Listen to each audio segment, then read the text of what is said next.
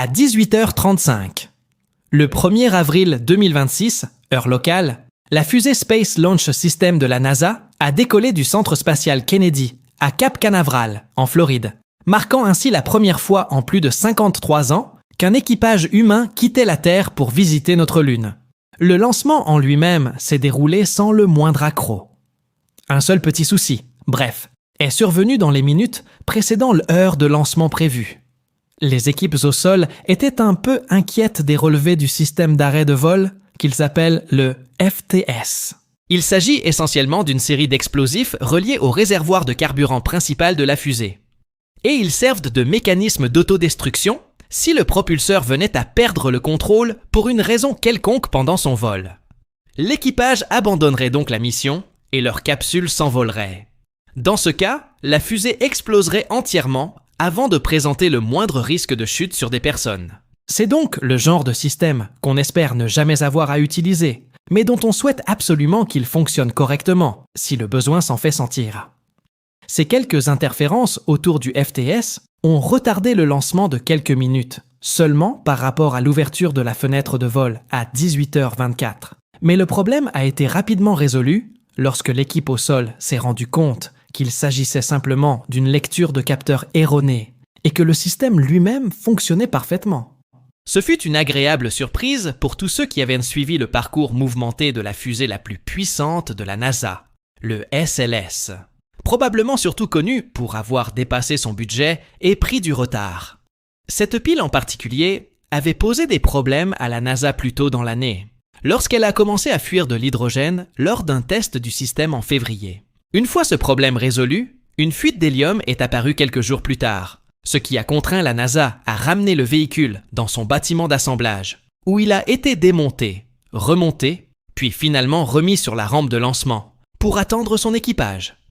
Parmi les 4 personnes à bord de la fusée lunaire de la NASA, 3 sont des astronautes américains.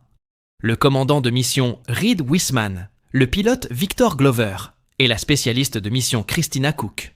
Ils sont rejoints par Jeremy Hansen, spécialiste de mission à l'Agence spatiale canadienne et premier Canadien à participer à une mission lunaire rudimentaire. Mais il n'est pas le seul contributeur international au programme Artemis. Le module de service fixé sous la capsule de l'équipage, qui fournit l'énergie, la propulsion et le maintien des fonctions vitales, a en fait été fabriqué en Allemagne dans le cadre d'un contrat avec l'Agence spatiale européenne. Cela s'est reflété dans le nom que l'équipage a choisi pour son vaisseau spatial, Integrity, un clin d'œil à la nature intégrée du véhicule, de la fusée et de l'ensemble du programme Artemis, avec des équipes des États-Unis et du monde entier travaillant ensemble pour rendre cette mission possible. Quelques secondes après l'allumage du propulseur, l'Integrity et son équipage s'élevèrent dans un ciel bleu-azur au-dessus des côtes de Floride, à bord de la fusée la plus puissante jamais lancée par la NASA. 8 minutes et demie après le décollage, à une altitude d'environ 160 km au-dessus de la surface, les moteurs d'appoint ont été coupés et le vaisseau spatial a été placé en orbite terrestre. À partir de là, l'Integrity est toujours relié à l'étage supérieur du SLS, qui est un moteur fusée unique capable d'élever le vaisseau spatial à une altitude d'environ 43 500 miles au-dessus de la surface. Après avoir atteint cette orbite terrestre haute environ 1 heure après le décollage, l'équipage a fait une petite pause dans son voyage vers la Lune pour effectuer une vérification complète des systèmes de son vaisseau spatial. C'est seulement la 2e fois qu'une capsule de la série Orion vole, et la première à transporter des personnes à bord. L'idée est donc de s'assurer que tout fonctionne correctement avant de s'engager sur la Lune. Et l'équipage a signalé quelques problèmes durant cette période. Le premier problème, et sans doute le plus malheureux, concernait le système universel de gestion des déchets, ce qui est une façon élégante de dire les toilettes. Il s'agissait censément de l'une des plus grandes améliorations pour un équipage moderne voyageant sur la Lune. Les anciens astronautes d'Apollo devaient se contenter de sacs en plastique pour faire leurs besoins, tandis que le nouveau vaisseau spatial est équipé de toilettes complètes. Il s'avère qu'un problème avec le ventilateur d'aspiration empêchait le tuyau en P de fonctionner correctement. Mais les toilettes spatiales étaient encore fonctionnelles pour faire la grosse commission. Pour la première exigence, Les astronautes ont dû recourir à ce qu'on appelle l'urinoir de secours en cas d'effondrement, ce qui est une façon élégante de dire uriner dans un sac. Le seul autre problème rencontré était un souci informatique avec leur messagerie Microsoft Outlook. Apparemment, l'équipage a obtenu 2 comptes officiels de la NASA, mais ils n'ont pas pu se connecter à aucun des 2. Cela ne surprendra personne ayant déjà travaillé dans un bureau utilisant Microsoft Teams. Mais une fois tous ces obstacles réglés, dans la soirée du 2 avril, les équipes au sol ont voté à l'unanimité pour autoriser une manœuvre d'injection translunaire. C'est à ce moment-là qu'ils allument le moteur principal du module de service européen pour passer d'une orbite autour de la Terre à un voyage autour de la Lune. Une fois la manœuvre de propulsion terminée, le vaisseau spatial s'engage sur une trajectoire très précise appelée trajectoire de retour libre. C'est le moyen le plus efficace d'aller de la Terre à la Lune, et ensuite de revenir, car il utilise la gravité des 2 corps pour assurer la majeure partie du pilotage. À mesure qu'ils s'approcheront de la Lune, sa gravité les fera naturellement contourner sa face cachée et renverra le vaisseau dans la direction d'où il vient, moment auquel la gravité terrestre prendra le relais et commencera à les ramener sur Terre. Cela rend le voyage relativement lent. L'équipage s'est donc occupé en pointant à nouveau leur caméra vers la Terre. Ce sont les premières images numériques haute résolution, montrant notre planète entière en une seule image. La plupart des photographies de la Terre que l'on voit sont des compositions, c'est-à-dire qu'il a fallu prendre un certain nombre de photos différentes et les assembler pour montrer le globe entier. C'est parce que tout objet situé sur une orbite terrestre typique est tout simplement trop proche pour être vu dans son intégralité. Cette photographie, désormais intitulée Hello World, a été prise avec un objectif grand angle sur un appareil photo Nikon D5 le 3 avril, à une distance d'environ 160 000 km dans l'espace. On peut apercevoir les premiers rayons du soleil, qui commencent à poindre à l'horizon. Ainsi, la lumière que nous voyons sur la Terre est en réalité réfléchie par la Lune et illumine la face nocturne de la planète. La scène aurait paru beaucoup plus sombre à l'œil nu, mais elle prend vie grâce à la capacité unique du Nikon D5 à capturer des images détaillées dans des conditions de très faible luminosité. Tandis que la Terre paraissait plus petite à travers leurs hublots, l'équipage d'Integrity passait le samedi et le dimanche à effectuer des tests et des expériences d'à bord du vaisseau, en préparation de l'événement principal, le survol lunaire. Ce qui distingue Artemis II de toutes les autres missions lunaires Apollo, c'est la distance qu'elles parcourront. À leur point le plus éloigné de la Terre, l'équipage a atteint une distance de plus de 252 000 miles, soit plus loin que quiconque n'ait jamais voyagé depuis son domicile. Cela leur offre une perspective unique sur la Lune elle-même, car à une altitude d'environ 4000 miles, ils peuvent la voir entièrement remplir les hublots de leur vaisseau spatial. C'est un peu comme si vous teniez un ballon de basket au bout de votre bras. Voilà quelle taille la Lune apparaîtrait aux yeux de l'équipage. Les astronautes d'Apollo ont orbité autour de la Lune, à une altitude bien plus basse, à seulement quelques centaines de kilomètres. Ils ne pouvaient donc observer qu'une petite zone à la fois, et ils tournaient constamment autour de l'équateur de la Lune. Ils n'ont donc jamais eu une vision claire des régions polaires.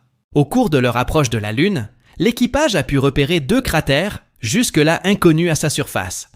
Et c'est en quelque sorte le cœur émotionnel de toute la mission. Il a été proposé de nommer l'un de ces nouveaux cratères Intégrité, pour commémorer cette mission, et le véhicule qui les y a transportés. Le second est un cratère à point lumineux, situé précisément sur la fonderie, entre le côté proche et le côté éloigné. Il était prévu de la nommer Carol, en hommage à la défunte épouse de Reed Wiseman, décédée en 2020. Ces pointes lumineux ont été l'une des premières observations vraiment intéressantes faites par l'équipage. Ces impacts récents soulèvent des poussières claires, juste sous la surface, et les font ressortir sur le gris terne de la Lune. Christina Koch a fait remarquer que ces images sont si lumineuses qu'elles ressemblent un peu à des trous percés dans un abat-jour de cartes. Et c'est ce genre d'observation qui est si important dans Artemis II. Même avec un appareil photo numérique de très haute qualité, il reste beaucoup de nuances que seul l'œil humain peut percevoir. Nos yeux perçoivent une gamme dynamique entre les zones sombres et lumineuses, bien plus étendue que n'importe quel capteur d'appareil photo. Et on voit aussi beaucoup plus de couleurs. Voici une illustration de cela. La grande forme incurvée représente l'ensemble du spectre des couleurs visibles. Et ce triangle à l'intérieur représente la petite fraction qui peut tenir dans une image numérique. Ainsi, même si les photographies conservent une valeur inestimable, les données les plus uniques d'Artemis II sont les témoignages directs des astronautes décrivant ce qu'ils voient sur la Lune de leurs propres yeux. Par exemple, l'équipage a remarqué que la Lune n'est pas aussi grise qu'elle le paraît vue de la Terre. Ils ont observé des nuances distinctes de brun et même une légère teinte verte dans certaines zones des cratères d'impact. À mesure que l'Integrity s'approchait de la Lune, ils commencèrent à franchir la frontière qui sépare la face visible de la face cachée. Cette transition est marquée par un grand cratère d'impact, connu sous le nom de bassin oriental. Il mesure 600 mètres de large et a 3,8 milliards d'années. Et Artemis II était la première fois que le public voyait le film dans son intégralité. Alors que le vaisseau spatial survole l'Orient, la face cachée de la Lune commence à se dévoiler. Voici notre Lune comme vous ne l'avez jamais vue auparavant. On l'appelle souvent la face cachée, mais elle reçoit autant de soleil que n'importe quel autre endroit de la Lune. Ce qui est étrange, c'est que cette face est toujours tournée vers l'extérieur, à l'opposé de nous, sur Terre. Nous n'avons donc jamais vu l'ensemble du phénomène qu'à travers des images satellites. La première chose que vous remarquerez, c'est que cette région est beaucoup plus claire. On n'y trouve aucune de ces grandes taches sombres que l'on associe généralement à la surface de la Lune. Ce sont d'anciens lacs volcaniques qui se sont remplis de roches volcaniques il y a des milliards d'années, lors de la formation de la Lune. Nous savons donc que, pour une raison inconnue, les volcans étaient concentrés du côté exposé à la Terre. Mais nous ignorons pourquoi. C'est l'un des mystères que le programme Artemis espère résoudre. Ainsi, en l'absence de toute activité volcanique pour lisser sa surface, la face cachée de la Lune est marquée par de profonds cratères. Cela se voit très clairement sur les images que l'équipe a prises le long de la ligne de démarcation. C'est la transition de la nuit au jour. Et ici, l'angle bas de la lumière du soleil crée un contraste extrêmement marqué entre les plaines sombres et ombragées et les hautes terres illuminées. L'équipage a fait remarquer à cette époque que la surface de la Lune était loin d'être aussi plate qu'elle le paraissait vue de loin. Ces cratères d'impact sont en réalité entourés de hauts sommets et de falaises abruptes, ce qui crée une géographie accidentée et complexe.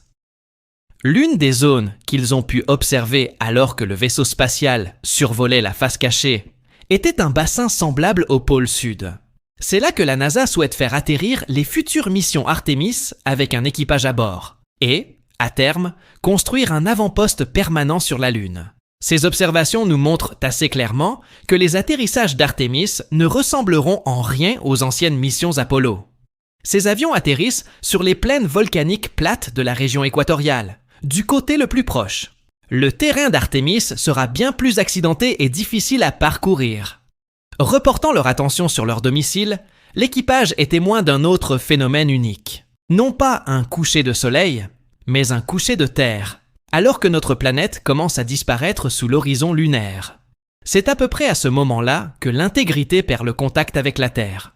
Ce n'est pas un problème. C'est tout simplement un effet malheureux de l'utilisation des communications laser. Dès que la Lune passe entre le vaisseau et la Terre, la communication est interrompue. Pendant environ 40 minutes, ces 4 personnes étaient donc totalement injoignables. Ça doit être agréable. De retour à portée de communication, ils ont assisté au lever de la Terre, une image rendue célèbre par l'équipage d'Apollo 8 lorsqu'ils ont pris cette photographie la veille de Noël 1968. Et aujourd'hui, nous avons notre propre version du lever de la Terre pour notre génération. À partir de maintenant, Integrity s'éloigne de la Lune et retourne vers son point de départ. Plus tard dans la soirée, ils assistent à un autre spectacle jamais vu auparavant par l'œil humain.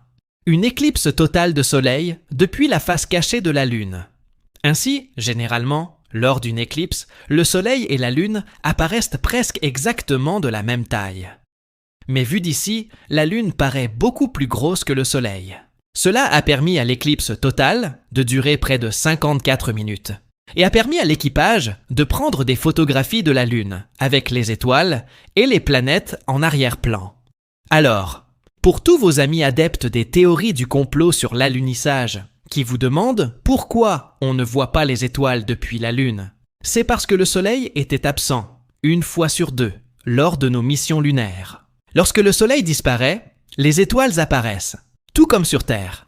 La journée s'est terminée par un appel téléphonique de félicitations au personnel de la part du président Trump et de la direction de la NASA, tandis que les préparatifs étaient en cours pour leur retour à la maison lors de la dernière étape du voyage. Il leur reste encore 4 jours avant d'atteindre l'atmosphère terrestre et d'entamer la phase la plus dangereuse de la mission. La rentrée dans l'atmosphère terrestre est une manœuvre complexe. La capsule doit frapper à l'angle précis pour effectuer une découpe. Si la surface d'eau est trop peu profonde, la balle va rebondir et repartir dans l'espace. Si l'angle est trop prononcé, la capsule accumule trop de résistance trop rapidement et surchauffe. La NASA accorde donc une grande importance à l'intégrité du guidage lors de sa descente finale. Cela se fait à l'aide de propulseurs de manœuvre situés sur le module de service. Maintenant que tout est prêt pour la rentrée atmosphérique, beaucoup de choses se produisent en un laps de temps relativement court. Environ 20 minutes avant d'atteindre l'atmosphère, des charges pyrotechniques s'allument et séparent la capsule d'intégrité du module de service. L'équipage n'en a plus besoin et le module de service se désintégrera sans danger lors de sa rentrée atmosphérique. Une fois séparée, la capsule Integrity active ses propres propulseurs de manœuvre pour effectuer un retournement et oriente son bouclier thermique vers le bas, dans le sens du déplacement. Alors que la capsule descend dans la haute atmosphère, la gravité terrestre s'intensifie et elle accélère jusqu'à une vitesse maximale d'environ 32 fois la vitesse du son. À cette vitesse, la capsule commence à percuter les premières molécules d'air, qui sont encore très fines à cette altitude, mais l'atmosphère est suffisamment épaisse pour amorcer le processus de chauffage. Alors que les premières flammes commencent à apparaître à l'extérieur du hublot de la capsule, les communications avec l'équipage sont interrompues. L'énergie dégagée par le vaisseau spatial comprime les molécules de l'atmosphère avec une telle violence qu'elles explosent en un état de la matière appelé plasma. Non seulement ce plasma est extrêmement chaud, entre 4 et 5000 degrés, mais il est aussi tellement énergisé qu'il commence à conduire l'électricité. C'est la charge électrique qui perturbe les communications entre l'équipage et l'équipe au sol. C'est comme voler au cœur d'un orage. Cela se poursuit pendant 6 minutes entières, jusqu'à ce que la résistance du vent ait suffisamment ralenti la capsule pour qu'elle ne crée plus de champ de plasma. Cette force de décélération a un effet d'environ 4 grammes sur l'intérieur du corps de l'astronaute, l'équivalent d'environ 4 fois la gravité terrestre. Et c'est à ce moment précis que la NASA reprend contact avec Integrity. Et le monde est soulagé d'apprendre que tout va bien pour l'équipage à bord. À partir de là, il reste quelques minutes de chute libre pendant lesquelles les premières caméras commencent à suivre Integrity dans sa descente. À une altitude d'environ 5000 pieds, les parachutes principaux se déploient finalement et la capsule ralentit à une vitesse modérée de 19 mètres per pour la phase de vol balistique finale. Il est 17h07. À 17h00, heure locale, au large de San Diego, en Californie, l'Integrity effectuera son amérissage officiel dans l'océan Pacifique, achevant un voyage de 10 jours qui l'a amené à parcourir une distance totale de 691 milles entre la Terre et la Lune, et retour. Une fois à la surface de l'Io, la capsule déploie 5 ballons rouges à hélium par le nez.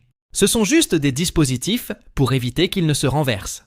Bien que les conditions à l'atterrissage soient plutôt calmes, du moins en ce qui concerne l'océan Pacifique, avec des vagues atteignant une hauteur d'environ 1,20 zap, il n'y a qu'un seul petit problème après l'amérissage, et il concerne les communications entre les astronautes et leur équipe de récupération.